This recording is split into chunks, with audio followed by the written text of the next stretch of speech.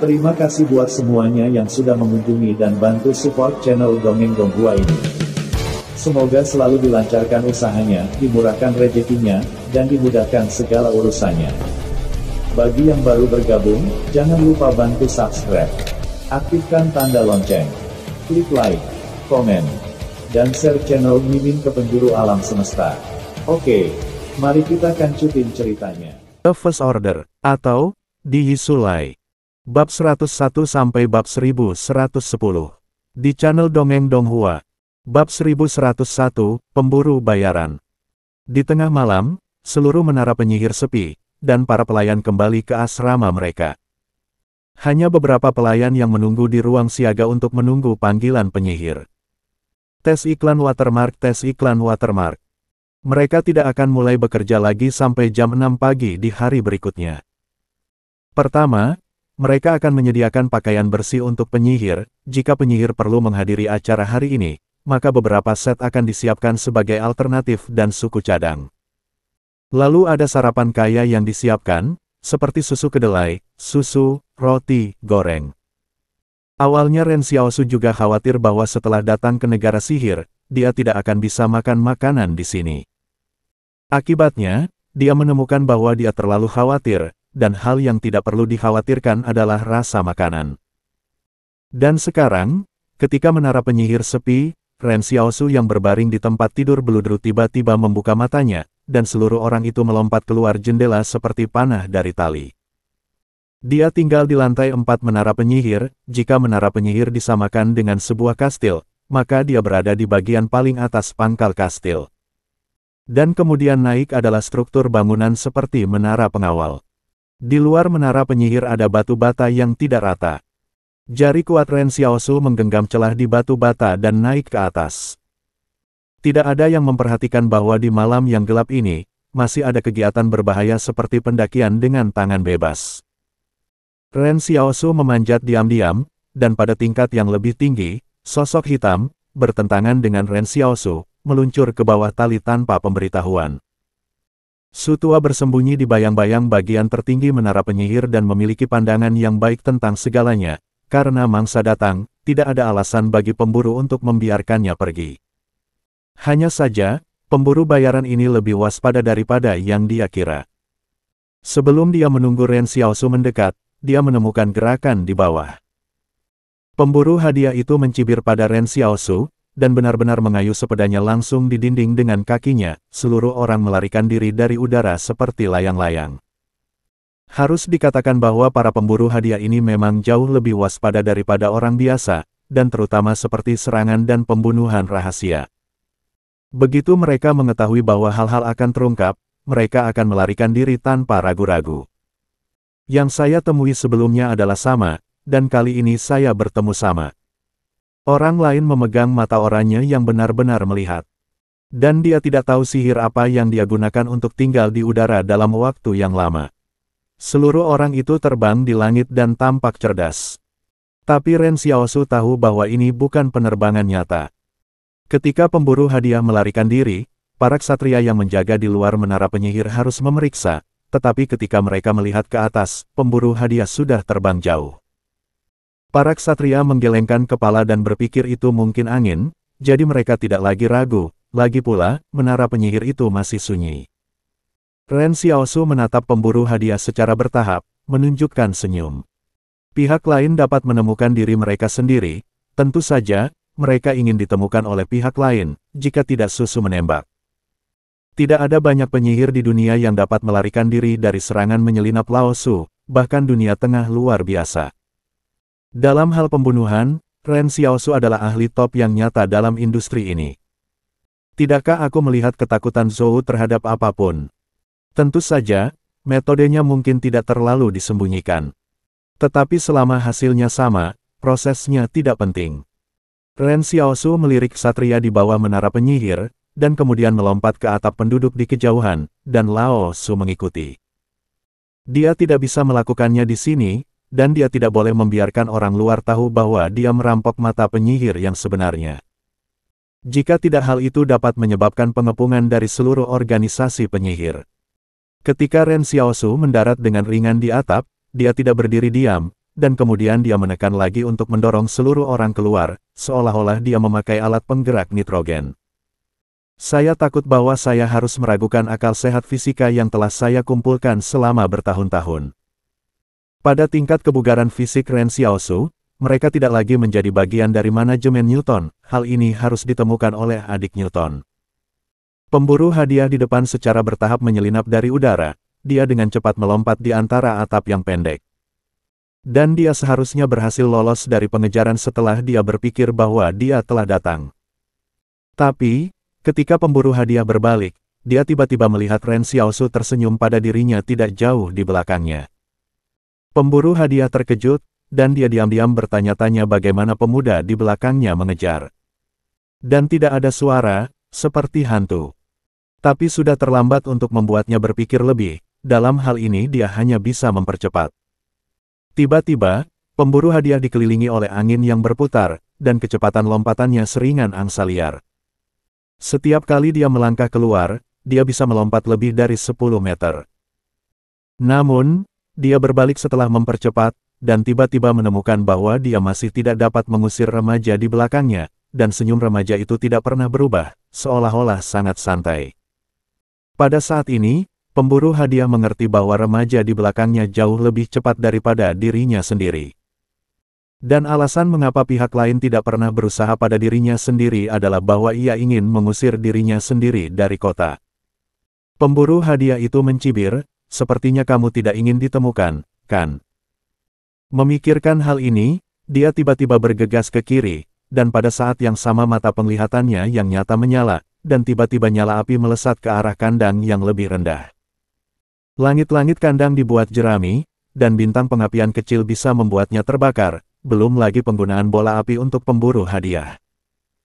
Tiba-tiba, nyala api membubung ke langit, dan kuda-kuda di kandang mulai berteriak sekeras mungkin, dan melangkah dengan cemas untuk mematahkan kendali mereka. Tali kekang kuda-kuda diikat ke tiang pancang yang memuat beban di kandang, ketika kuda-kuda itu berjuang, seluruh kandang kuda runtuh dengan cepat. Gerakan ini membangunkan orang-orang di kota, dan beberapa orang mulai menyimak channel Dongeng Donghua sambil berteriak, api! Api! Api! Ambil air di sumur! Selama periode itu, seseorang melihat sosok yang melewati atap, dan berteriak bahwa seseorang dibakar. Pemburu hadiah merasa nyaman. Mungkin dengan cara ini, ia dapat menunda laju musuh di belakangnya sebanyak mungkin. Tepat sebelum dia benar-benar lega, dia tiba-tiba berbalik dan melihat bahwa remaja di belakangnya masih terburu-buru. Sejujurnya, Ren Xiaosu benar-benar tidak terburu-buru. Ikan besar dengan mata oranye ada di depannya. Bagaimana dia bisa menyerah? Dan dengan kecepatannya, orang-orang di kota tidak bisa melihat siapa dia sebenarnya. Pemburu hadiah mulai cemas, dia berpikir tentang akhirnya berdiri di atap gudang yang ditinggalkan dan berbalik menghadap Ren Xiaosu. Begitu dia berhenti, Ren Xiaosu juga berhenti untuk menatapnya. Pemburu hadiah berkata dengan dingin, apakah Anda seorang pelayan oleh penyihir? Ren Xiaosu berkata sambil tersenyum, Profolo, jangan hanya menurunkan level saya berbeda dari domba. Pemburu hadiah bertanya-tanya, domba. Pemburu hadiah itu jatuh ke dalam kebingungan yang mendalam, terpana tidak mengerti apa yang dibicarakan oleh Ren Xiaosu. Dan Ren Xiaosu juga jatuh ke dalam keraguan yang mendalam, karena suara pihak lain jelas seorang wanita muda. Bab 1102, Pencuri Buku. Ketika tiba saatnya untuk berdiri, Ren Xiaosu punya waktu untuk melihat penyihir itu dengan hati-hati. Gaun itu tidak berbeda dari pemburu hadiah sebelumnya. Dia memiliki tupai di lengannya, panah dan tali di pinggangnya. Sedikit berbeda dari para pemburu hadiah sebelumnya. Lawannya agak kurus, dan Ren Xiaosu tidak mengenalinya ketika ia dengan cepat mengejarnya, hanya sekarang lawannya memiliki karakteristik wanita yang jelas. Ini adalah pertama kalinya Ren Xiaosu melihat penyihir wanita. Sejujurnya, sebelum ini dia berpikir bahwa penyihir itu diturunkan dari pria ke wanita. Lagi pula, dia belum pernah melihat penyihir wanita, dan dia bahkan belum mencatatnya di buku penyihir. Namun, ini tidak memengaruhi penjarahan Ren Xiaosu akan visinya yang sebenarnya. Ren Xiaosu sangat penasaran, apakah keluarga Tudor mengirimmu? mengapa kamu membunuh Mego? Akibatnya, ketika ditanya, pihak lain tertegun untuk sementara waktu, membunuh Mego. Mengapa Anda membunuhnya? Oh, kata Ren Xiaosupi sambil tersenyum, beberapa saat yang lalu, seorang pemburu hadiah datang untuk membunuhnya. Saya kira Anda berasal dari keluarga Tudor. Ren Xiaosu berbicara begitu terbuka dengan pihak lain, tetapi dia tidak bermaksud untuk membiarkan pihak lain pergi. Marsal Barat Laut ada di sini, mengatakan bahwa jika dia ingin tinggal bersamamu, dia pasti akan bisa tinggal bersamamu. Penyihir itu mengerutkan kening, kami meremehkan bersama klan penyihir, dan tidak membingungkan kami dengan mereka. Ren Xiaosu berhenti berpikir dan mulai bertanya-tanya, apakah ada dua pemburu hadiah lainnya? Mago tidak mengatakan ini sebelumnya. Apa perbedaan antara kamu dan mereka? Ren Xiaosu bertanya dengan ragu, dia benar-benar bingung. Mereka menjual nyawanya demi uang, dan kami memiliki keyakinan kami sendiri, kata penyihir itu dengan dingin, apa yang Anda ketahui tentang penyihir? Bagaimana Anda mengetahui hal-hal ini pada hari pertama, dan berpura-pura menjadi murni? Ren Xiaosu berpikir bahwa ini adalah pertama kalinya dia dimarahi karena murni, dia semua siap untuk mengalahkan seseorang. Ini hanya sekelompok pemburu hadiah. Apa yang kamu pura-pura katakan, mereka untuk uang, kamu untuk iman, Ren Xiaosu tidak senang, apa imanmu? Apakah itu uang?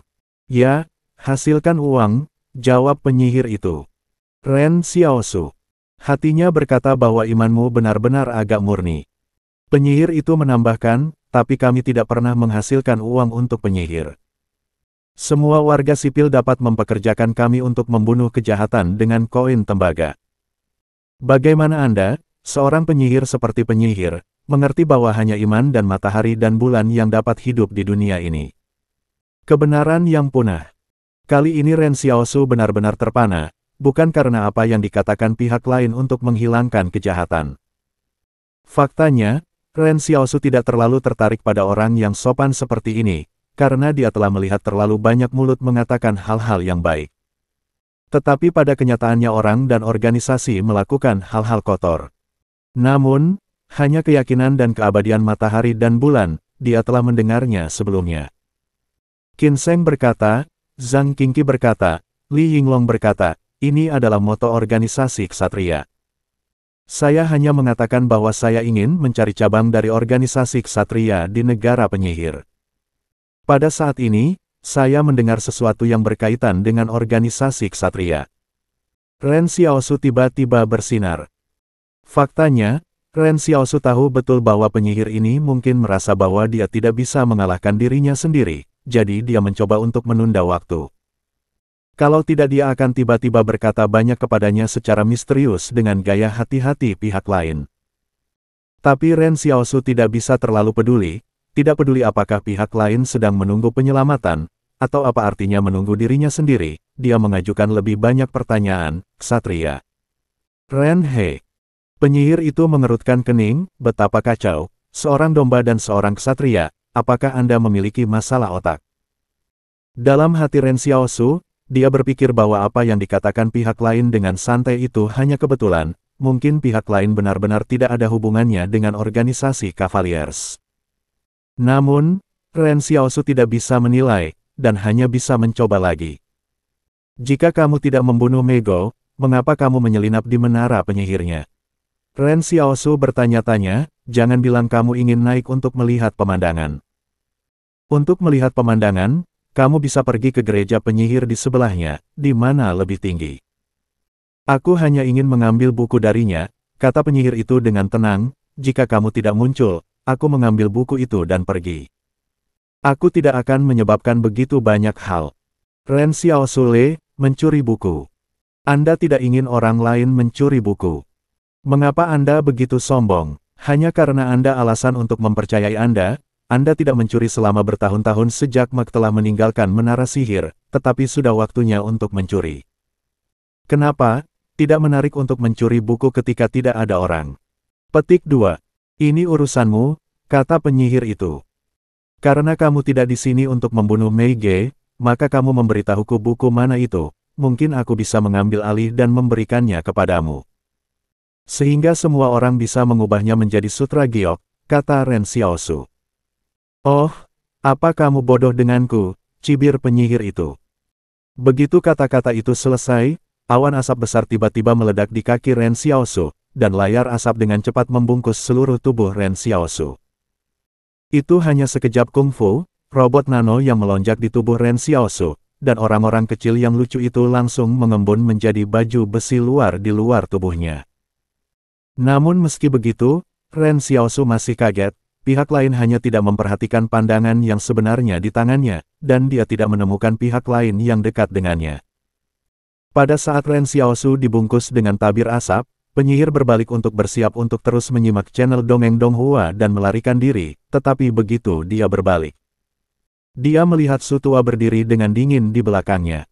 Ya, penyihir wanita itu terkejut oleh topeng putih tua itu. Sejujurnya, di tengah malam, tiba-tiba aku menoleh dan melihat topeng putih yang tampak seperti senyum, dan itu memang cukup infiltrasi. Ketika layar asap hendak membubarkan diri, Ren Xiaosu mengangkat baju luarnya dan mencibir, mau lari. Bisakah kau kabur? Marsal Barat Laut yang tampan, penghancur penghalang, dan penanggung jawab proyek Daxing Northwest, hampir muncul dengan cara penyihir kecil, dan Ren Xiaosu tidak tahan dengan keluhan ini.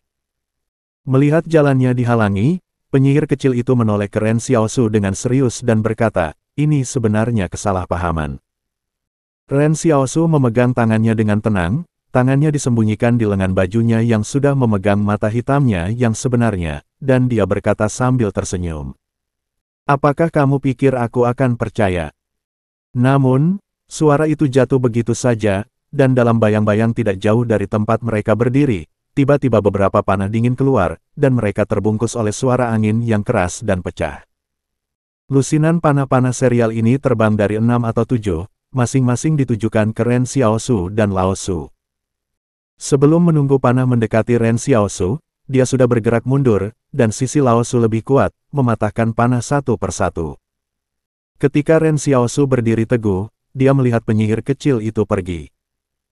Aku bisa membiarkanmu pergi, tapi jangan mengecewakanku, Ren Xiaosu berbisik ke arah di malam yang gelap, bawa berita itu ke temanmu, dan aku berharap melihat kamu datang kepadaku suatu hari. Bab 1103, Pemburu Bayaran dan Penyihir. Jika Ren Xiaosu benar-benar ingin meninggalkan pihak lain, pertarungannya mungkin sengit, tetapi selama Ren Xiaosu memiliki daya tembak penuh, bagaimana ia bisa melarikan diri dari tangannya dengan orang seperti itu dari pihak lain? Apakah penghancur penghalang itu vegetarian? Namun, apa yang dikatakan penyihir kecil itu sebelumnya membuat Ren Xiaosu masih ragu. Jika pihak lain menyangkal itu hanya untuk menyembunyikan identitas organisasi kesatria. Atau mungkin dia tidak tahu cerita orang dalam, tetapi seseorang di organisasi itu tahu.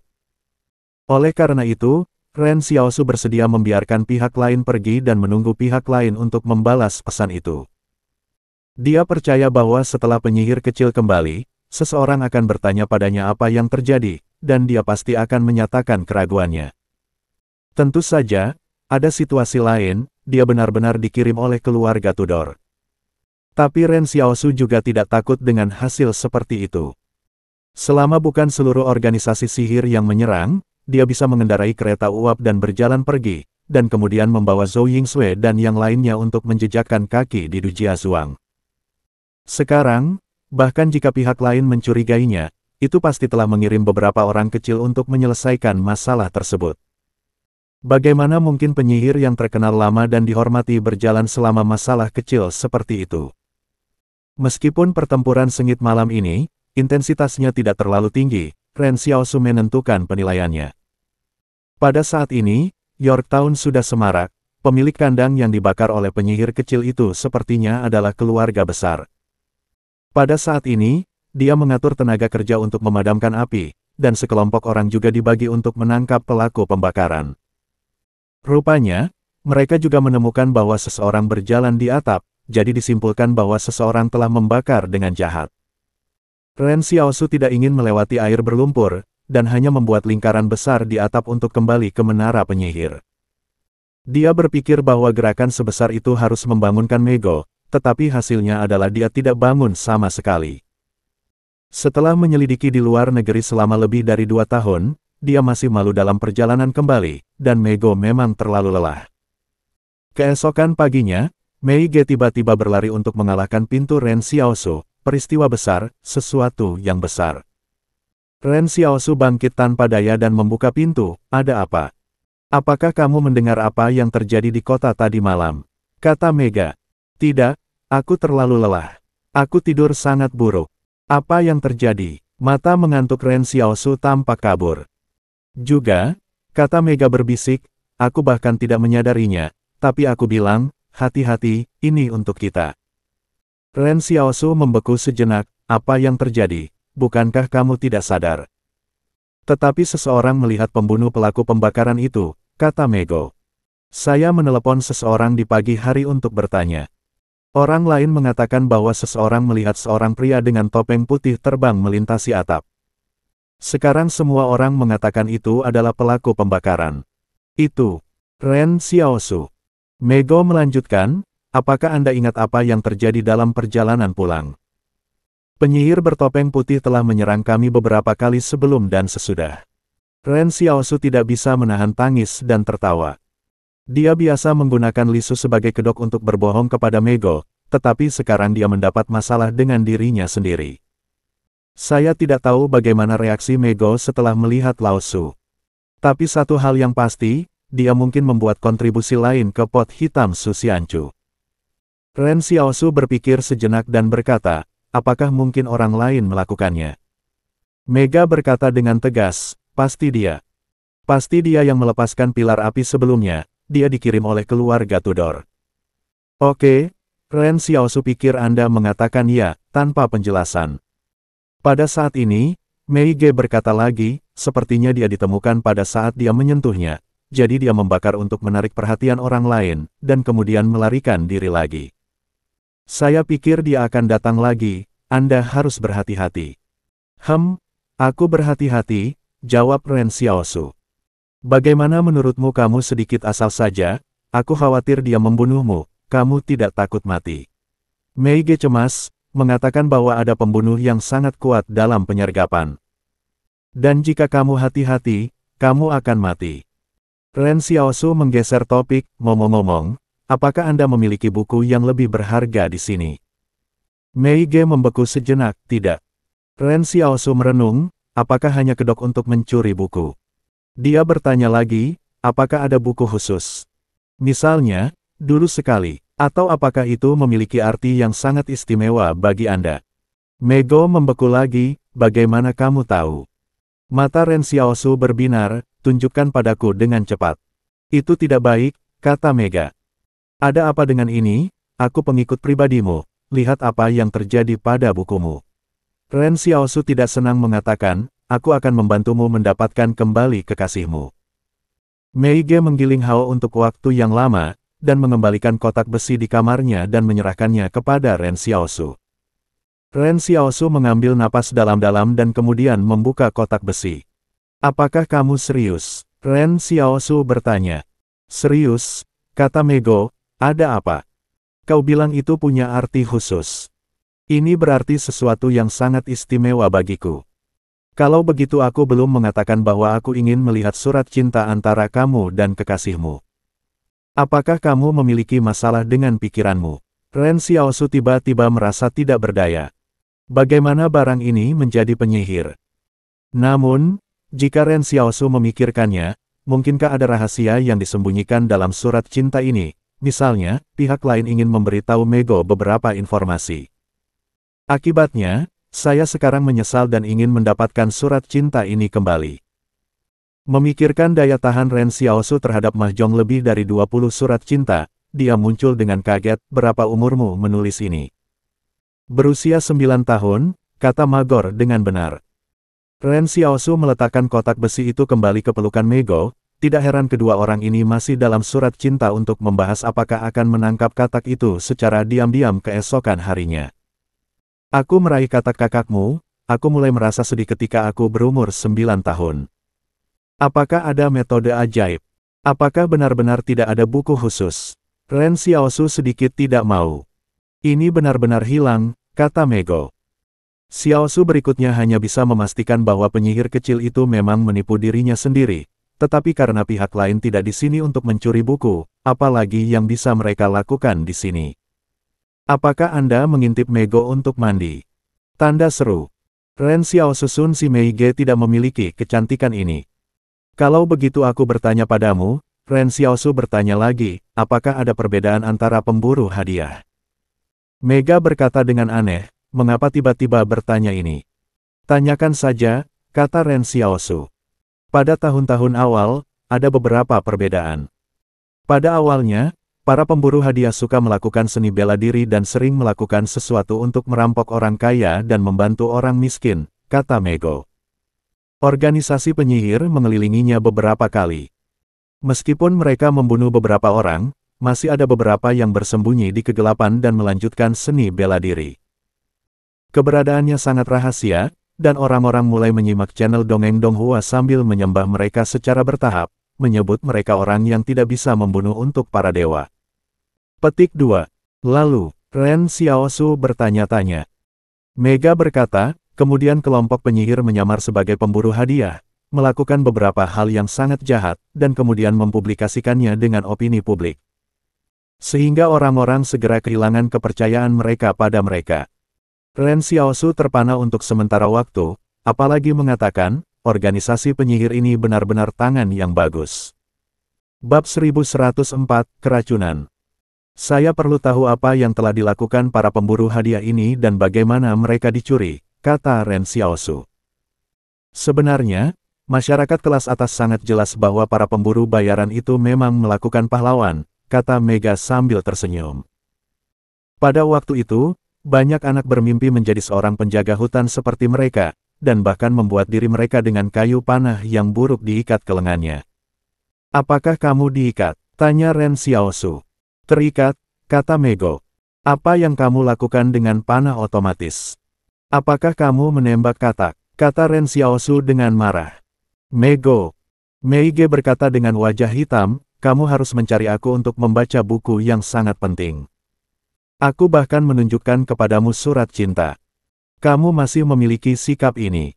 Bisakah surat cinta ditunjukkan kepada orang lain dengan santai? Aku akan menunjukkan kepadamu apakah Anda masih dendam. Petik 2. Sing sing sing, ayo lanjutkan bicara, kata Ren Xiaosu, ikat busur dan anak panah ke lengan, kalau begitu aku memujanya. Lalu, mereka memanfaatkan malam itu untuk menjara keluarga sekuler penyihir besar, kata Mega. Faktanya, orang biasa tidak tahu tentang itu, dan jika keluargaku tidak terkenal di Gen, aku tidak akan tahu. Memecat keluarga penyihir, apakah ini sangat berani? Ren Xiaosu dengan penasaran berkata, keluarga penyihir belum menolak. Tidak, orang-orang dari keluarga Fos akan berpikir bahwa seseorang akan berani berurusan dengan mereka. Anda tahu, pada saat itu, bahkan jika Fos tidak masuk dalam 5 besar di negara penyihir, ada juga 10 besar. Itu adalah raksasa nyata, Mego kata. Jadi, berapa banyak uang yang diambil oleh para pemburu hadiah? Ren Xiaosu bertanya, apakah para penyihir akan memiliki reputasi sebagai pemburu hadiah?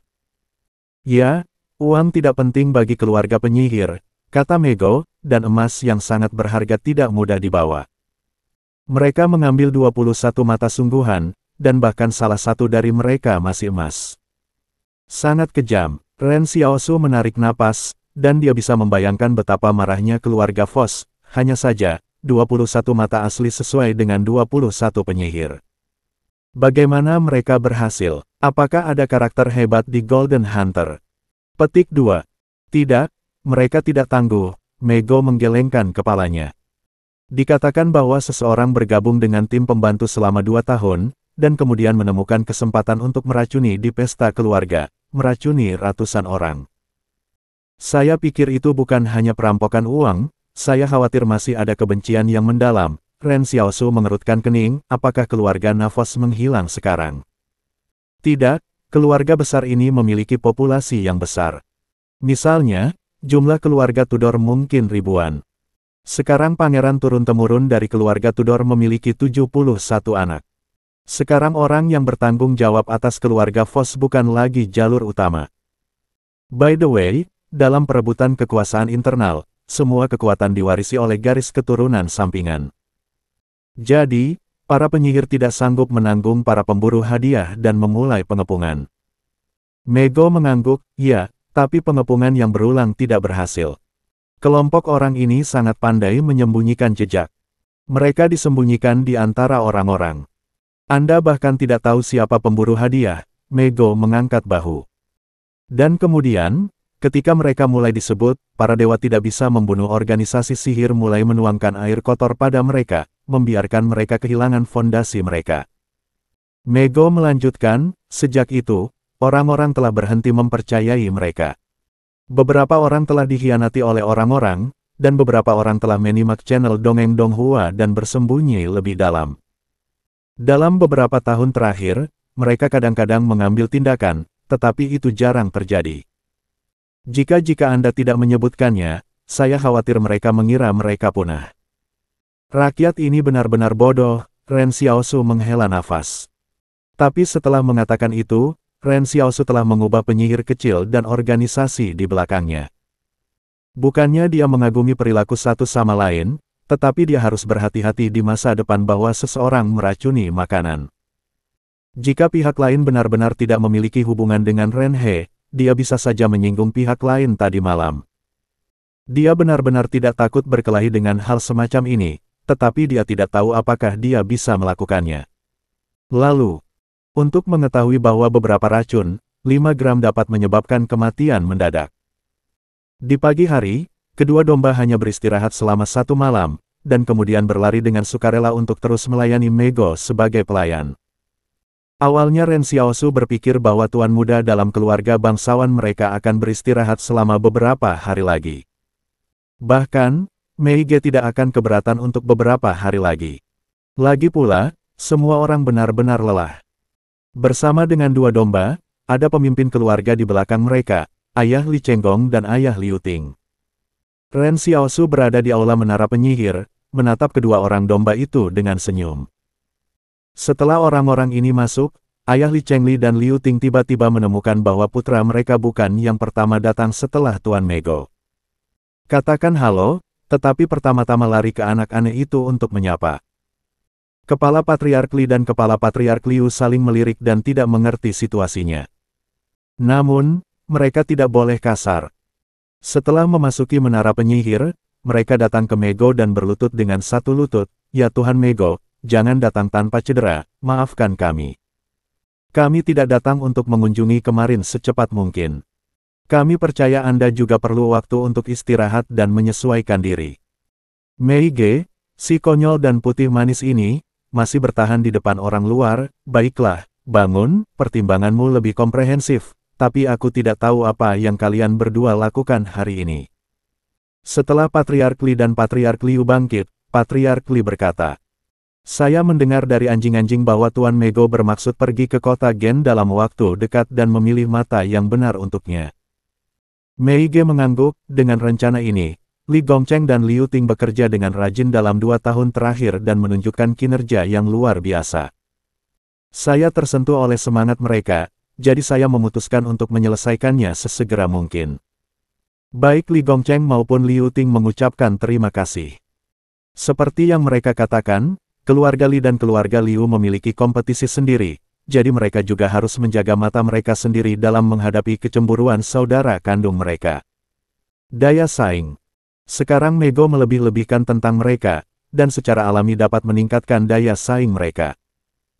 Hanya saja Ren Xiaosu hampir tertawa terbahak-bahak, menunjukkan apa yang luar biasa, berapa banyak rumput yang dimakan domba lainnya. Tapi dia tentu tidak akan banyak bicara saat ini, lagi pula, ini tentang kepentingan vital kedua domba. Pada saat ini, kekhawatiran terbesar bagi Li Guosheng dan Liu Ting adalah bahwa Ren Xiaosu berbicara tanpa pandang bulu. Untungnya, mereka mengamati ekspresi Ren Xiaosu dan menemukan bahwa pihak lain tidak berniat merusak perbuatan baik mereka. Hanya klan kepala Li yang mengatakan, "Untuk menyatakan terima kasih saya kepada Guru Mego, keluarga saya Li dan Liu bersedia untuk menawarkan 5.000 koin emas di muka sebagai hadiah. Jika pembelian visi nyata tidak berhasil, Master Mego tidak perlu dikembalikan. Ini adalah ketulusan hati kami." Tapi, tolong juga minta Tuan Mego untuk pergi sesegera mungkin. Bab 1105, Jalan Lain. Keluarga Li dan keluarga Liu secara terpisah mengendalikan bisnis pemintalan garam dan kapas di daerah setempat. Pada status, tentu saja, keluarga Li yang menguasai garam lebih tinggi. Ren Xiaosu juga melihat bahwa ayah Liu Ting sebenarnya lebih seperti seorang adik laki-laki. Kedua keluarga ini harus menjadi persahabatan duniawi. Mereka berdua tiba-tiba menemukan Mago dan mengatakan bahwa mereka berangkat lebih awal. Aku khawatir ini bukan hanya tentang terburu-buru untuk melatih penyihir. Setelah Li Gongcheng dan Liu Ting kembali, mereka pasti telah berbicara tentang serangan di jalan, dan mereka pasti telah berbicara tentang keluhan pribadi antara Mego dan keluarga Tudor. Sekarang kebakaran kecil tiba-tiba pecah di Yorktown. Banyak orang mengatakan bahwa ada seseorang dengan topeng putih yang membakar pembakaran. Mei Ge berpikir bahwa Old Su ada di sini untuk bunuh diri, dan Li Chenggong dan Liu Ting pasti akan melakukan hal yang sama. Pikirkan. Maka Li dan Liu bergegas mendesak Mego untuk pergi ke Gen City. Ini karena putranya belum membeli Eye of True Vision. Mei Ge, yang merupakan alat untuk membantunya membeli Eye of True Vision, terbunuh. Pada saat ini, ayah Li Chenggong berkata kepada Mego. Saya juga tahu bahwa Guru Mego telah menghadapi beberapa masalah kecil dan mungkin khawatir tentang keselamatan jalan, tetapi Anda tidak perlu khawatir tentang ini. Kami akan mengirim seseorang untuk melindungi Anda di jalan. Setelah mendengar ini, Ren Xiaosu sudah memutuskan bahwa penilaiannya benar. Tetapi apakah Li dan Liu begitu kaku sehingga mereka tahu bahwa keluarga Tudor akan membunuh dan berani mengirim seseorang untuk melindungi Mego? Mego juga bingung, bagaimana cara melindunginya. Kamar Dagang Yorkshire baru saja mengorganisir sekelompok pedagang untuk pergi ke utara ke Gen City untuk membeli emas dan perak di sana, kata ayah Liu Ting. Tim itu sangat besar, dengan ratusan orang berjalan bersama. Para penjaga yang kami atur telah menyelinap masuk ke mereka. Lindungi Lord Mego secara rahasia. Keluarga Tudor terlalu besar di kerajaan sihir, jadi tempat seperti Li dan Liu yang ingin melindungi Mei Ge juga harus licik. Mego berpikir sejenak dan berkata, kapan kamu ingin aku pergi? Apakah akan lebih baik sekarang? Ayah Li Chenggong menyarankan, para pengusaha sudah berkumpul di utara Yorkshire. Mereka akan pergi pagi ini, tetapi saya meminta mereka untuk menunggu Tuan Mego. Dalam ketidakberdayaan Mei Ge, ayah Li Chenggong tampaknya memang khawatir tentang mimpi-mimpi panjang malam itu, tetapi sebenarnya berharap dia akan mulai sekarang. Dia memikirkannya sejenak dan berkata, baiklah, kalau begitu saya akan berkemas dan pergi. Omong-omong, ayah Li Gongcheng dan Liu Ting puas dengan kepergian mereka. Kedua domba itu tetap tinggal, dan Ren Xiaosu segera memanggil kedua lelaki itu untuk membersihkan barang-barang mereka agar tidak mendengar percakapan mereka dengan Mego. Ren Xiaosu bertanya-tanya, kamu baru saja menjanjikan mereka dengan cara ini. Bagaimana dengan martabat penyihir, apakah hanya untuk menggunakan kamu? Para bangsawan setempat masih agak berbeda.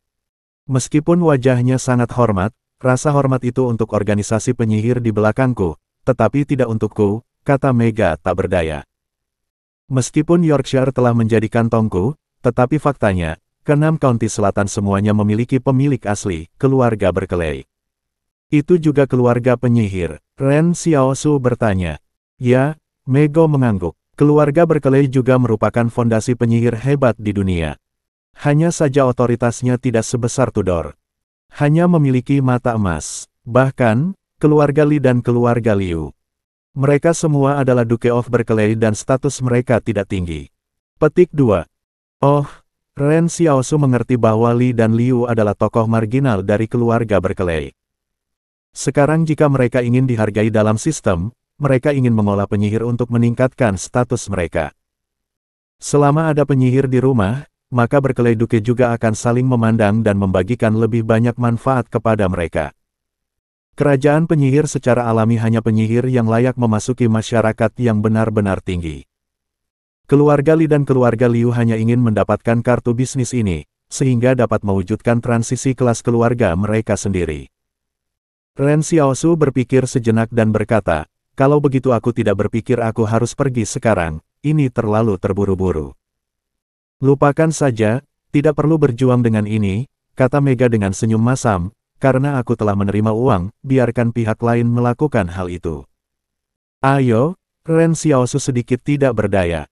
Dia masih di sini untuk menunggu rekan penyihir kecil itu datang. Tapi dia memikirkannya, bahkan, dengan kemampuan para pemburu hadiah itu, bahkan jika dia berangkat ke Gen City, tidak sulit bagi pihak lain untuk menemukan dirinya sendiri. Apakah Anda punya sesuatu untuk dibersihkan? Mago bertanya, saya tidak punya apa-apa untuk dibawa ke sini, hanya mengambil beberapa buku dan membaca di jalan. Aku tidak punya apa-apa untuk dibawa, kata Ren Xiaosu. Aku akan mengambil beberapa buku. Ngomong-ngomong, apakah ahli sihir masih bersamamu? Mego tiba-tiba bertanya, jangan lihat itu dulu, dan itu cukup berat untuk dibawa. Namun, Ren Xiaosu tertegun sejenak, dan seterusnya, akankah buku yang ingin dicuri penyihir kecil itu adalah ahli sihir? Ren Xiaosu mencemooh gagasan mencuri buku. Lagi pula, Mego telah meninggalkan menara penyihir selama lebih dari 2 tahun. Kau belum mencuri atau mencuri? Kau harus menunggu Mego kembali sebelum mencuri. Bagaimana kalau curang? Namun, jika pihak lain ingin mencuri master sihir, maka itu masuk akal, karena Mek mengambil master sihir, dan hanya Mek yang bisa kembali untuk memulai. Ren Xiaosu berkata kepada Mei Ge, saya masih membawa ahli sihir ini, menurut saya ini sangat menarik. Mei Ge menatap Ren Xiaosu dengan aneh, tidak perlu berpegang pada wajah seperti ini.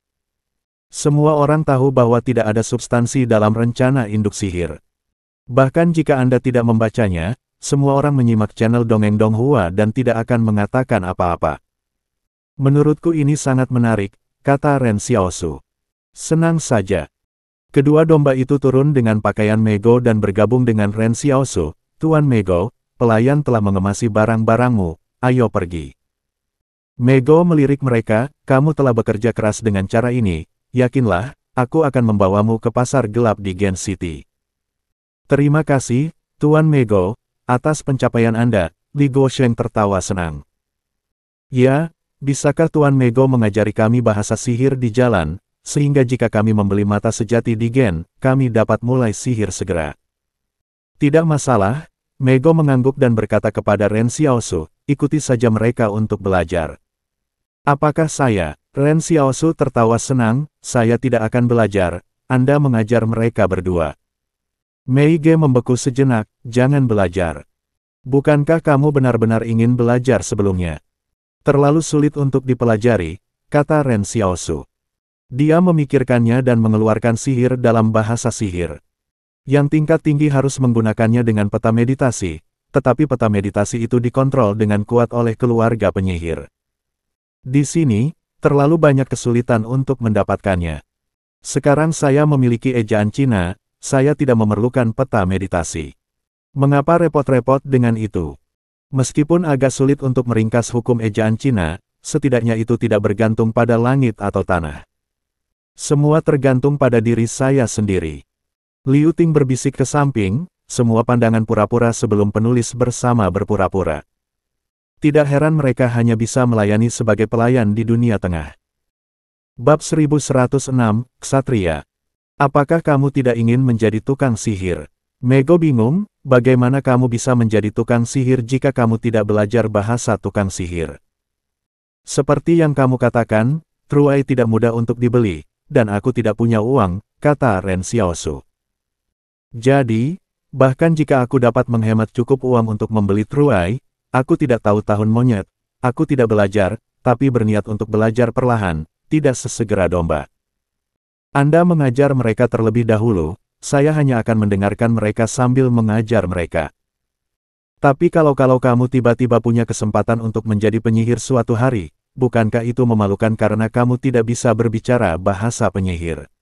Mei Ge kecewa. Kupikir kamu belajar dengan baik.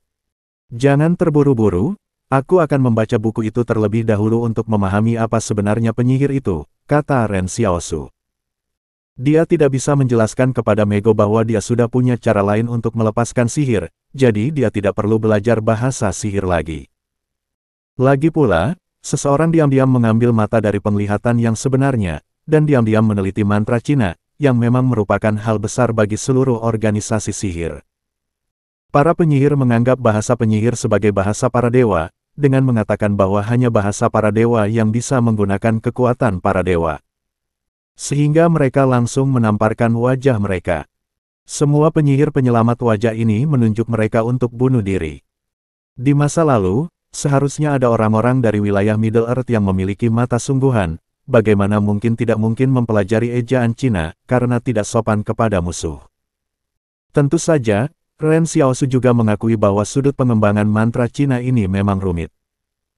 Tentu saja, mempelajari bahasa Witcher harus dipelajari, tetapi dari situasi saat ini, bahasa Witcher bukan prioritas yang diperhatikan oleh Ren Xiaosu, jadi itu hanya masalah belajar saja.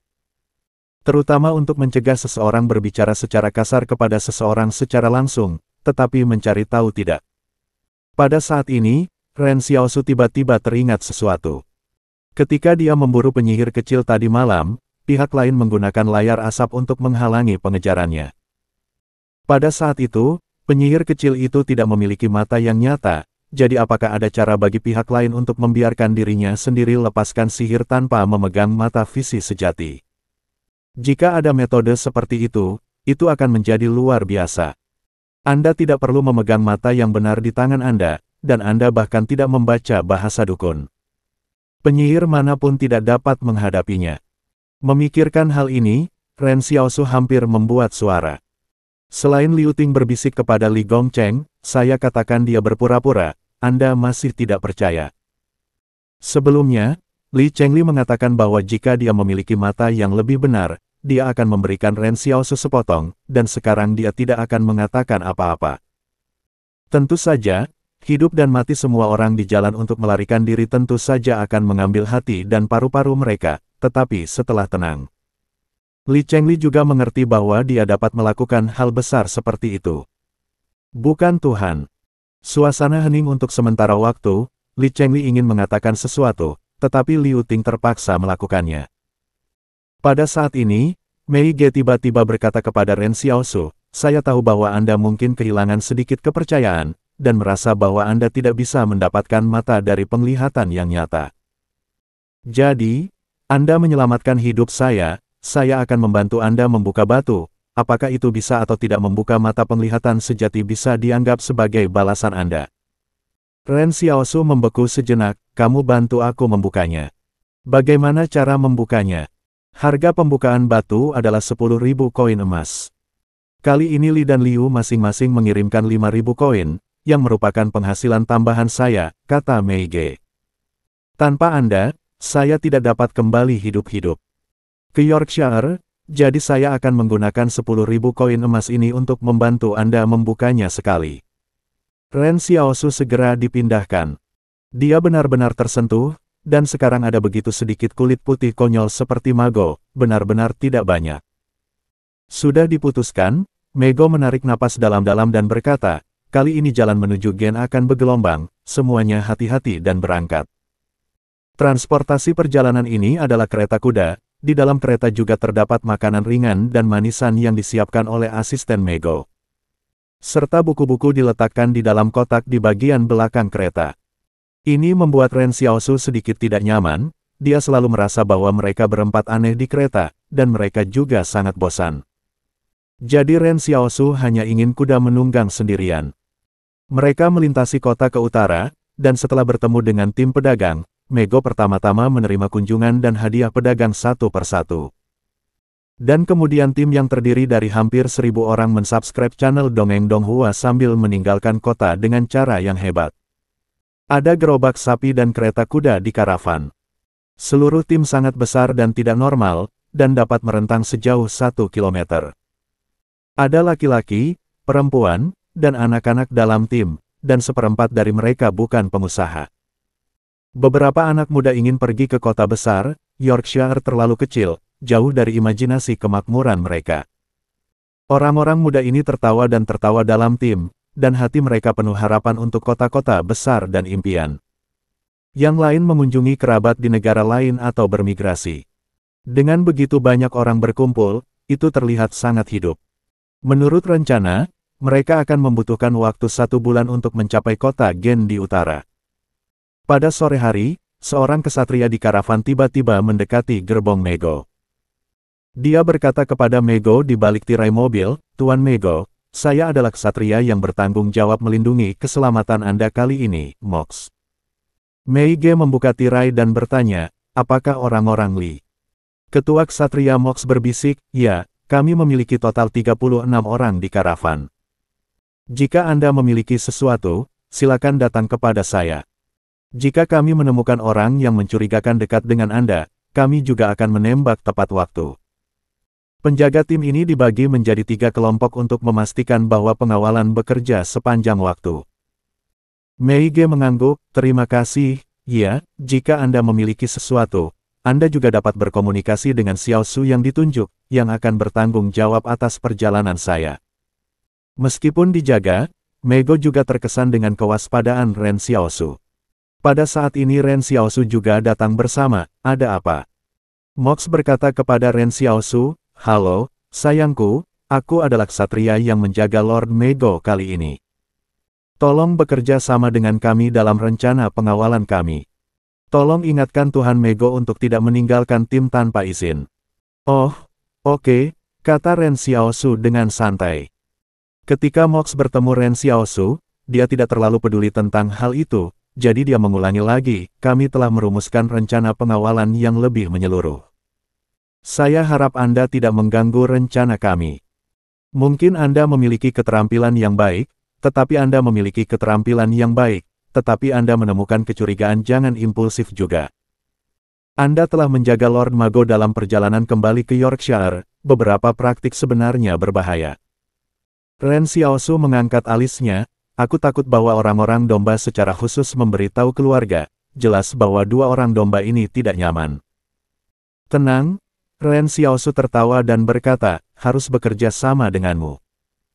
Setelah berbicara tentang Ren Xiaosu, dia tidak lagi mengabaikan Mox, tetapi mengeluarkan master sihir dan melihatnya. Bab 1107. Menonton secara diam-diam.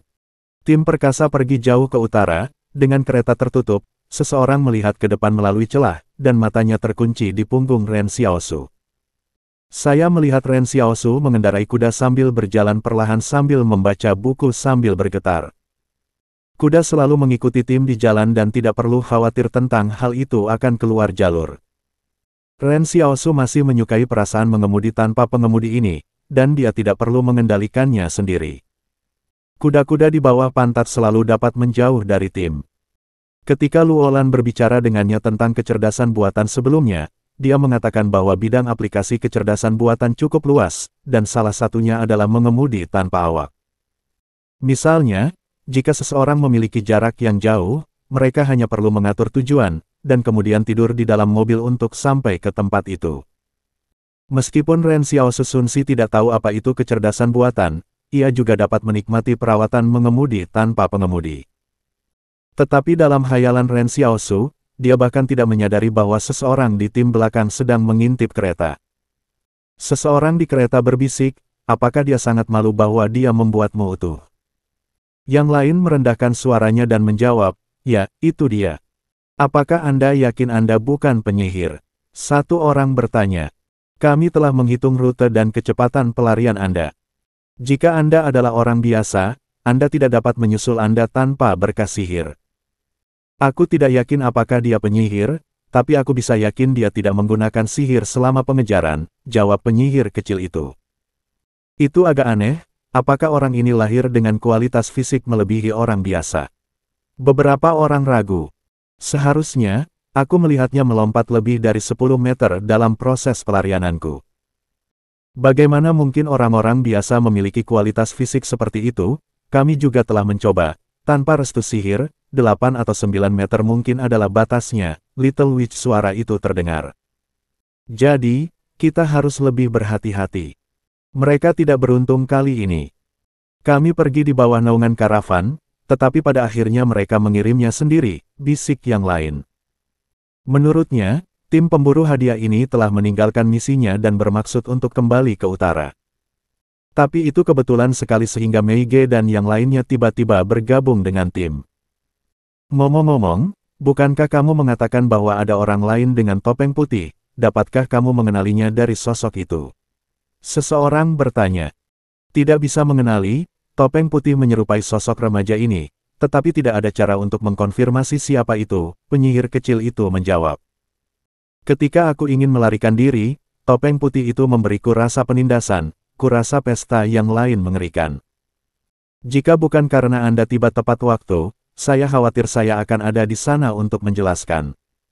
Tunggu, apakah topeng putih itu Mego? Satu orang bertanya. Aku merasa tubuh dan tinggi badan Mego tampaknya cukup sesuai dengan kondisinya. Sungguh, kenang penyihir kecil itu, tetapi mengapa dia harus memakai topeng? Pada saat ini, Ren Xiaosu tidak dapat menebak berapa banyak olong yang bisa disebabkan oleh topeng putih ini. Mei Ge, Liu Ting, dan Li Chenggong berpikir bahwa topeng putih adalah pembunuhnya, dan penyihir kecil itu berpikir bahwa Mei Ge adalah topeng putih. Dalam kekacauan, Ren Xiaosu duduk dan menatap master sihir segera, berusaha menemukan sesuatu yang bernilai. Harus dikatakan bahwa isi dari ahli sihir ini telah dipotong setelah dipotong, banyak hal yang tampaknya tidak dapat diprediksi, yang tidak dapat dijelaskan. Tidak heran mereka tidak menonton mereka, dan mereka benar-benar tidak memiliki banyak nilai. Li Gongcheng dan Liu Ting masih melafalkan kata-kata di mobil, dan Ren Xiaosu merasa bosan dan meletakkan master sihir, dan Zema bergerak menuju karavan. Ren Xiaosu dengan hati-hati memandang semua orang yang menyimak channel Dongeng Donghua dan bisa dia lihat ketika dia berjalan, terutama untuk melihat apakah ada karakter mencurigakan di karavan ini. Sebelum dia pergi jauh, mantan ketua ksatria, Mox, mendekatinya, "Pro ikuti tuan, Anda sebaiknya tidak bergerak secara acak, jika pembunuh bayaran tersembunyi di garis, Anda mungkin dalam bahaya." "Tenang, aku tahu banyak," jawab Ren Xiaosu serius, "mereka tidak bisa menyakitiku." Mox terdiam beberapa saat, dan ketika Ren Xiaosu pergi, salah satu bawahannya datang bersama dan berkata, "Lagi pula, jangan khawatir tentang dia, tugas kita adalah melindungi Lord Mego. Bocah ini tidak ada hubungannya dengan kita jika ada masalah." Juga, kata Mox sambil menghela nafas, "Kalau begitu abaikan dia, kamu ingat untuk waspada." Ya, tidak butuh waktu lama bagi Ren Xiaosu untuk berkeliaran kembali di depan karavan dan kemudian naik ke belakang karavan.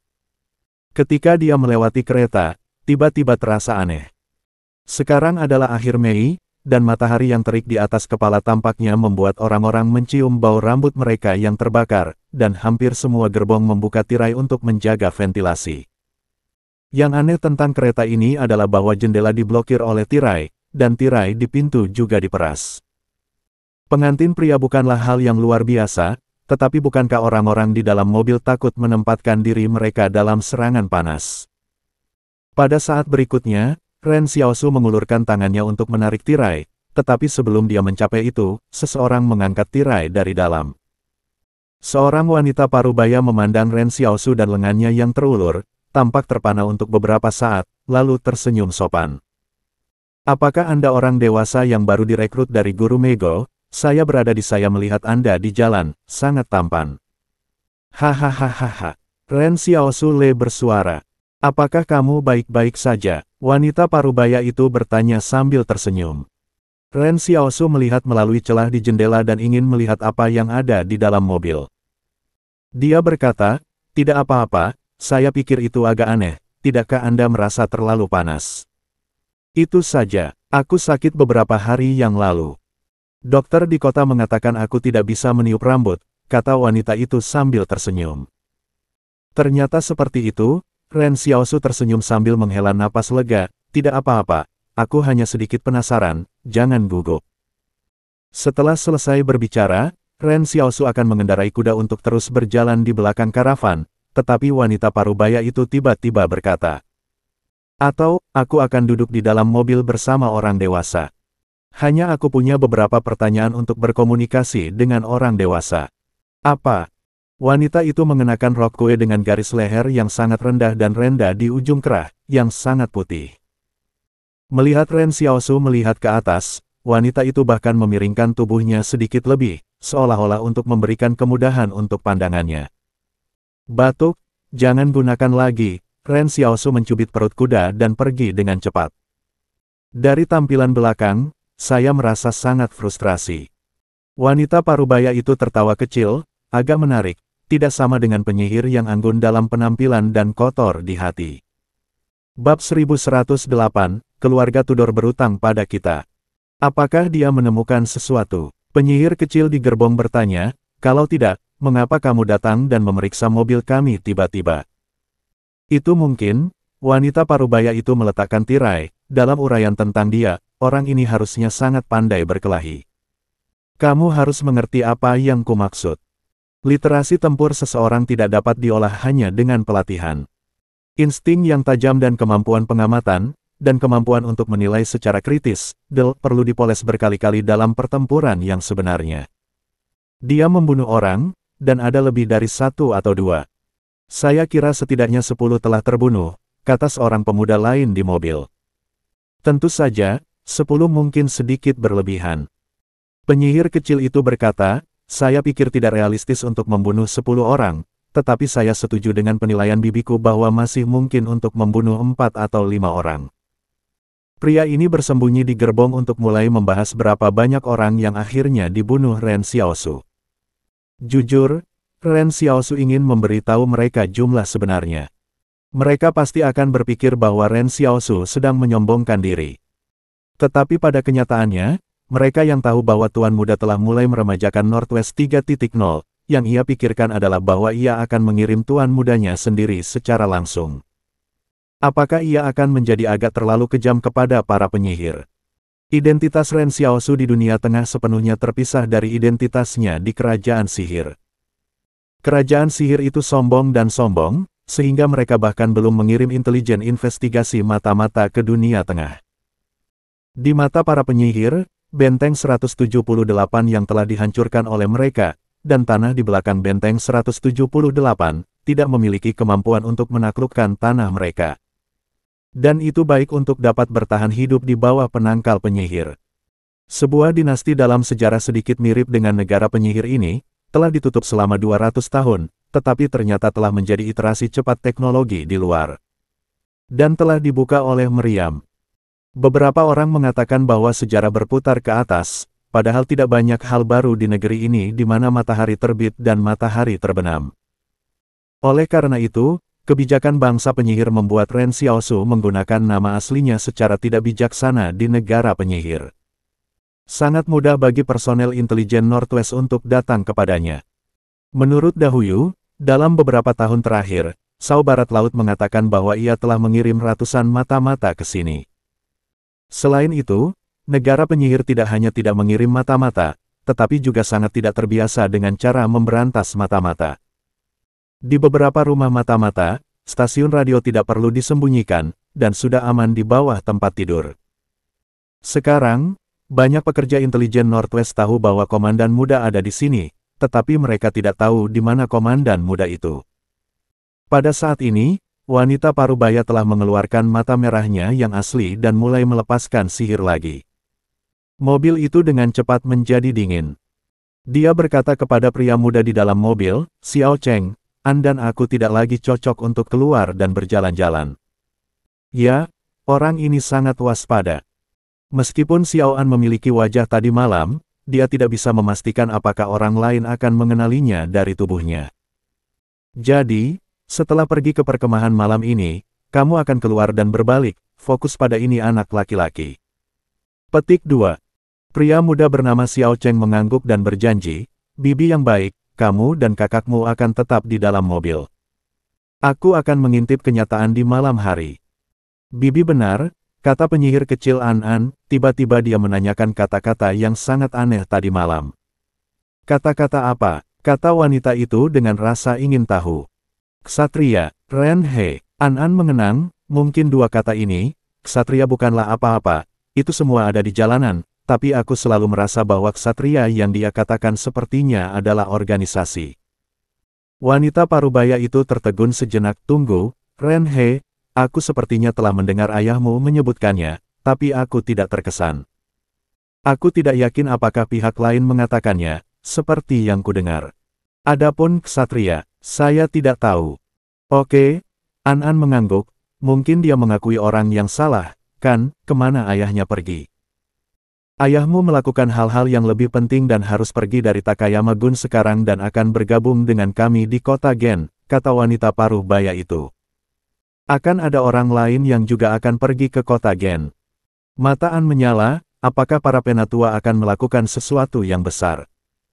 Kenapa kamu bertanya? Kata wanita parubaya dengan senyum di wajahnya. Karena hanya ketika melakukan hal-hal besar, akan ada begitu banyak orang berkumpul, kata An bersemangat, saya mendengar tentang apa yang Anda lakukan sebelumnya, itu sangat menyenangkan. Itu sangat berbahaya, Anda tidak dapat berpartisipasi untuk saat ini, wanita parubaya itu menggelengkan kepalanya dan tersenyum, pengalaman Anda belum berakhir, jangan khawatir tentang hal semacam ini. Ketika Anda berusia 21, saya akan secara alami menuntun Anda untuk membunuh penyihir nyata dan menyelesaikan upacara kedewasaan Anda. 21 tahun. An berbisik dengan enggan, itu harus menunggu 3 tahun. Xiao Cheng bertanya, Bibi, mengapa Anda mengatakan bahwa pembunuhan penyihir sungguhan tidak cukup untuk Mego? Saya pikir dia sangat baik untuk dibunuh. Mek hanyalah cacing miskin di organisasi sihir, karena dia beruntung mendapatkan mata dari visi sejati, tetapi itu hanya alat yang digunakan oleh organisasi sihir untuk mengumpulkan uang. Wanita itu menjelaskan, sebenarnya, warisan yang diterima oleh Mego saya tidak bisa menyentuh sihir inti, tidak ada mantra yang lebih mendalam, tidak ada peta meditasi mantra tingkat tinggi. Organisasi penyihir membuat orang-orang mensubscribe channel Dongeng Donghua dan seperti itu hidup dengan baik, hanya untuk memberitahu lebih banyak orang. Datang dan beli batu untuk membuka mata Anda, ini adalah caramu untuk mencapai transisi kelas. Petik 2. Ternyata begitu, kata An. Dengan jalan keluar seperti itu, orang-orang berikut tidak akan berpikir tentang cara menggulingkan dinasti setiap hari, kata wanita itu dengan emosi.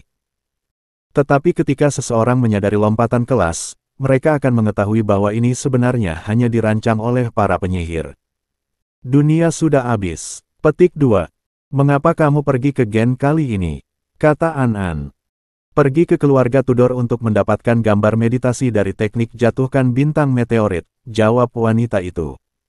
Teknik jatuh meteorit, An bertanya-tanya. Ya, kata wanita itu, ayahmu berkata bahwa inilah yang menjadi hutang keluarga Tudor kepada kita.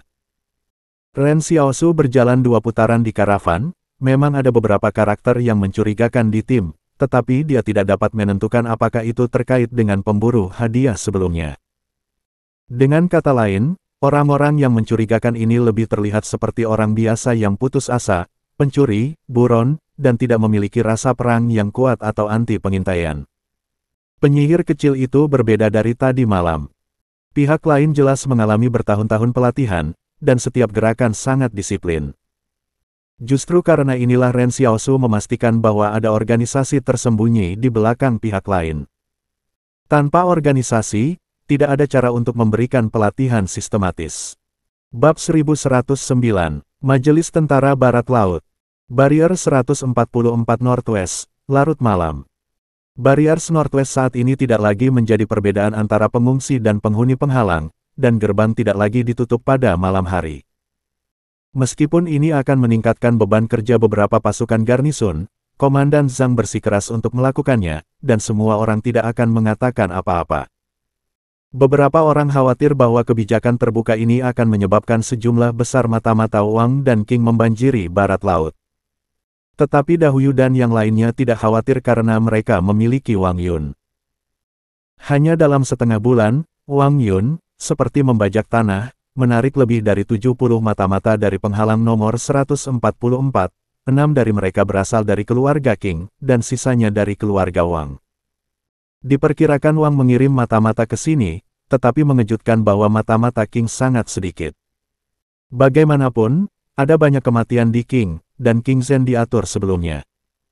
Oleh karena itu, selama Perang Barat Daya, perang intelijen King dan pembunuhan infiltrasi mengingatkan semua musuh akan hal itu. Sekarang Kyungs hanya menempatkan mata-mata seperti itu di barat laut, tidak bisakah kamu terkejut? Pada akhirnya, semua orang merasa bahwa mungkin juga ada hubungan antara muda dan tampan, karena hubungan antara keduanya terlalu dekat, sehingga Kings malu untuk mengirim terlalu banyak mata-mata. Dan mereka tidak mengatur yang lain sebagai musuh imajiner. Pada saat ini, Dahuyu diam-diam meninggalkan penghalang 144 dan pergi ke barak di luar penghalang. Ketika mereka tiba di ruang konferensi di kamp militer, Wang Yun, Ji Xiang, P5092, Zhang Xiaoman dan yang lainnya sudah berkumpul di sini. Begitu Dahuyu memasuki pintu, mata semua orang tertuju padanya, dan Wang Yun berkata, "Cepat dan katakan, di mana tuan muda itu? Kau memanggilku di tengah malam hanya untuk menanyakan hal ini." Dahuo membeku sejenak. Wang Yun mencibir, "Murid-muridmu mulai berkontraksi. Laju kontraksi kira-kira sama dengan ketika kamu membodohiku, dan perubahan kerutan di sudutmu adalah sama. Jangan mencoba berbohong, aku menatapmu. Sebenarnya, kamu juga inti dari Angkatan Darat Northwest kami, jadi tidak apa-apa untuk memberitahumu," kata Dahuyu. "Tuan muda telah menyelesaikan rencananya Daxing Northwest 3.0. 3.0. Mata semua orang di ruang rapat menyala, apakah ini sangat menarik? P5092 menganalisis, Komandan Muda sedang memeriksa pos terdepan bersama Komandan Zhang, tetapi hari ini Komandan Zhang tiba-tiba muncul di penghalang 144 untuk memeriksa konstruksi pemeliharaan air. Tetapi komandan itu hilang, jadi komandan pergi ke suatu tempat di luar barat laut." Ya, Big Fool menghela nafas, dia dan Komandan Zhang menghadapi serangan penyihir ketika dia pergi ke pos. Sebelum pertempuran dimulai, dia menemukan jejak musuh dan meminta Komandan Zhang untuk pergi. "Kami akan kembali ke sana setelah 8 jam. Di medan perang, saya melihat kata 3, dan Komandan menentukan bahwa ini adalah arti dari Daxing Northwest 3.0. Wang Fengyuan memeriksa tempat kejadian dan mengatakan bahwa tuan muda itu dibawa pergi oleh orang-orang yang dikendalikan, tetapi pada kenyataannya kami tidak terlalu khawatir tentang dia." Dahuyu terdiam dan berkata, "Kamu juga tahu orang seperti apa Marsal muda itu. Dia masih bisa meninggalkan kata itu dengan sengaja, yang berarti bahwa situasi penyihir di sekitarnya lebih berbahaya daripada dia. Saya ingin datang ke Marsal setelah menemukan kesempatan setelah bertemu musuh," kata Wang Yun. "Pelayan Marsal dan istri Marsal semuanya pergi. Apakah Anda sudah mengetahui kebenaran dan pergi dengan diam-diam?" "Ya," Dahuoyo tersenyum pahit. Adegan yang Xiao Jin berselingkuh masih jelas di matanya. Setelah bertahun-tahun, dia menipu orang lain, atau adalah pertama kalinya dia ditipu oleh orang lain. Jadi apa yang harus kita lakukan sekarang? Wang Yun memandang yang lain. Itu lebih banyak untuk dikatakan. Zhang Xiaoman berseru, "Tentu saja, kami pergi ke sana bersama-sama. Orang-orang dari benteng kami memimpikannya serangan balik sejak kami masih muda. Sekarang tuan muda telah memulai ini, kami belum bergegas untuk mengambil kesempatan." P5092 juga mengangguk, "Sekarang bahwa Wangs adalah musuh, kita perlu menghilangkan bahaya yang tersembunyi sebelum Wangs sepenuhnya mengintegrasikan Central Plains. Jika serangan depan dan belakang bersatu, Northwest benar-benar berbahaya, jadi saya juga menyarankan agar mengambil keuntungan dari si tampan kali ini saya pergi ke negara aneh itu untuk selamanya." Petik 2. Dahuyu membeku sesaat, "Meskipun saya tidak khawatir tentang apa yang akan terjadi pada Komandan Muda, Anda tidak harus begitu optimis. Bagaimana Anda merasa seperti kita akan menghancurkan kelompok penyihir?" Wang Yun juga membeku sesaat, "Anda mempertanyakan kemampuan Tuan Muda." Wajah Dahuoyo langsung berubah menjadi hitam. "Ayo, datang dan beri saya lebih sedikit. Kapan saya pernah mempertanyakan kemampuan Marsal? Oke, mari kita bicara tentang siapa yang akan pergi. Aku adalah aku." Zhang Xiaoman mengangkat tangannya terlebih dahulu. Wang Yun tersenyum dan berkata, "Bagaimana ini bisa kurang dari aku?"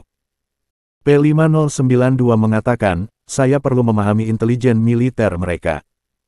Ji Xiang tersenyum, "Saya pikir efektivitas tempur saya baik-baik saja, saya harus bisa membantu semua orang."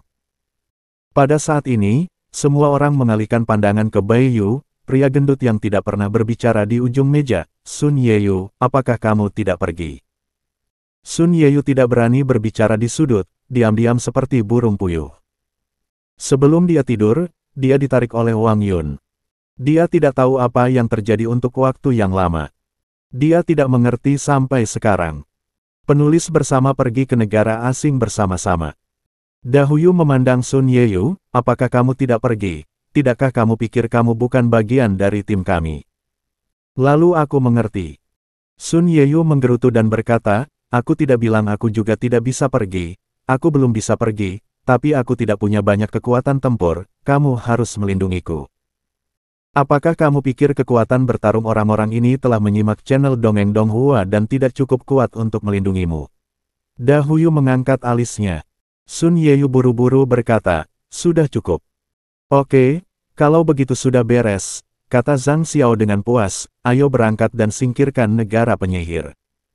Tidak, kamu tetap di rumah, kata Da Huyu kepada Zhang Xiaoman. Kenapa? Zhang Xiaoman dengan cemas berkata, kalian semua keluar untuk bermain, mengapa aku harus tinggal? Karena kamu bukan yang transenden, Wang Yun juga menyetujui usulan Da Huyu. Di tempat berbahaya itu, jika kamu tidak transenden, kamu mungkin akan mati di sana, jadi kamu tidak harus mengambil risiko. Dan sekarang Northwest berkembang dengan cepat, tidak seorang pun di rumah tidak bisa melakukannya. Kalau begitu aku tidak bisa melakukannya sendiri, gumam Zhang Xiaoman, aku tidak bisa menyapa itu sendirian. Dalam urusan internal, tidak ada yang lebih tentang Wang Yuexi, kata Da Huyu, sedangkan untuk musuh asing, hal 5092, kamu dapat menunjuk seseorang untuk mengelola pasukan. Rubah hitam, kata P5092, dia dulunya adalah letnan saya. Kali ini kami kembali dari padang rumput bersama kami. Saya percaya kemampuannya untuk bertarung dengan tentara. Sekarang sedang dalam periode berjalan tentara baru dan periode perekrutan. Terbaik, saya tidak terbiasa dengan hal-hal kecil ini. Rubah hitam ini berbeda dari P5092. P5092 mempertahankan nomornya sendiri, dan untuk mengekspresikan penolakannya dengan masa lalu, rubah hitam memilih nama kode baru. Oke, Wang Yun bangkit. Ayo pergi sekarang, melewati pos terdepan dari Yang Jiaoling, dan kemudian langsung pergi ke negara penyihir. Bab 1110, Ekspedisi. Ketika Da Huyu kembali ke penghalang ke-144, Wang Fengyuan juga menjelaskan kepadanya secara khusus. Pengembangan Tuan Muda dari rencana Daxing Northwest 3.0, yang terbaik adalah tidak membiarkan pewaris Tuan Muda itu tahu. Lagi pula, sekarang ini adalah tahap perkembangan besar penghalang nomor 144. Jika tulang punggung inti itu tiba-tiba mengetahui hal ini, dan kemudian kehilangan akal, saya khawatir itu akan memengaruhi banyak hal. Namun, Da Huyu merasa bahwa kertas itu tidak bisa menutupi api, dia tidak bisa membiarkan Xiao Su terus bersembunyi sebelum dia kembali. Selain itu, ia juga ingin mengunjungi negara penyihir. Dulu, dia menyarankan agar dia bepergian sendirian. Akibatnya, Zhang Jinglin dan Wang Fengyuan tidak setuju, karena khawatir akan berada dalam bahaya.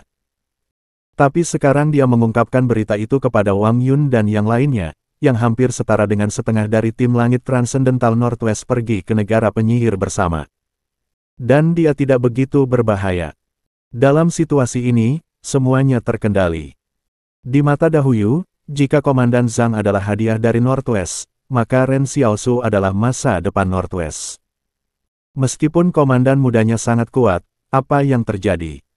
Malam itu, Wang Yun dan timnya mengepak tas mereka dan pergi, bersiap untuk meninggalkan mobil untuk berjalan-jalan di Yang Jiaoling.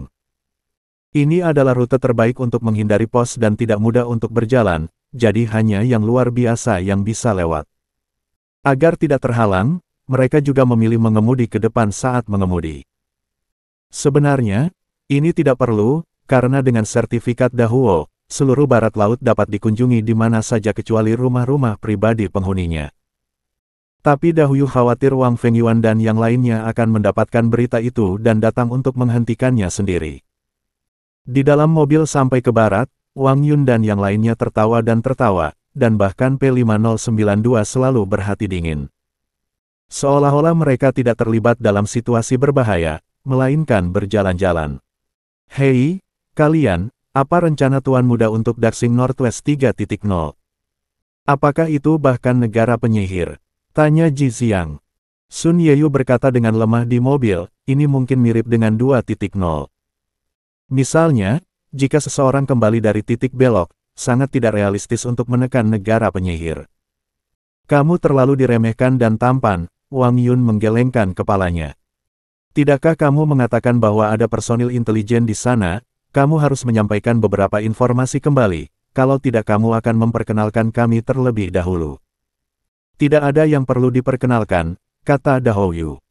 Kita hanya tahu bahwa ada penyihir yang sangat kuat di negara penyihir itu, yang mengendalikan seluruh negara penyihir dengan kekuatan ilahi.